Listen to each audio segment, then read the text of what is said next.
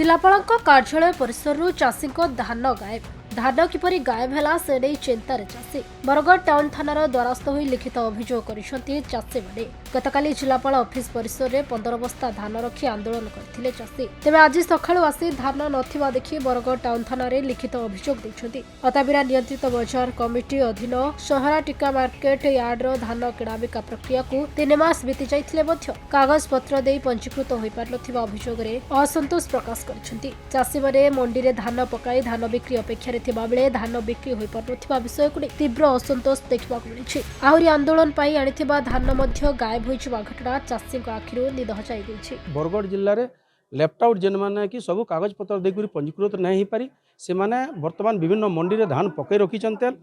आउ सेमानकर धान ने बिकबार लगी मंडी गुड़ी बंद होबार लगी काली बाध्य होकर संग्रा टिकरार चाषी मैंने 15 पैकेट धान कलेक्टर ऑफिस रे पकईथिले। आम धारणा बसलु धारणा बसवार पर भी कौन सी अधिकारी आम निके कथा लगी ना आसले निराश होकर आम मैंने जेहेतु रना बड़ा नहीं खाइबार लगी घर के गलु आला बेले आज सकालू देखला बेले धान से जगह नाइन आज आम असंतुष्ट होकर कृषक संगठन तरफ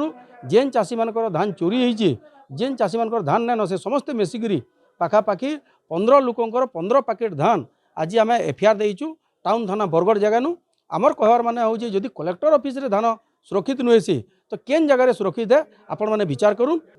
आम आंदोलन करी आमर धान पके पके पूरा बर्बाद हो गलान मार्केट नु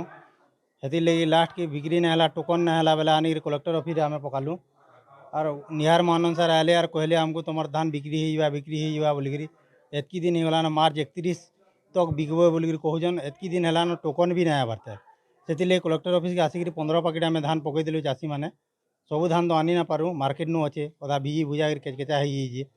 बोले तापर माने से धान के किन नहीं लुके देजन क्या कर से धान किसी पता भी ना मिलबार ताल कि टोकन मिलवा कि केबे बिकबो केंदा किसी कहबार नहीं ताल। बरगढ़ हरिश्चंद्र भोई रिपोर्ट।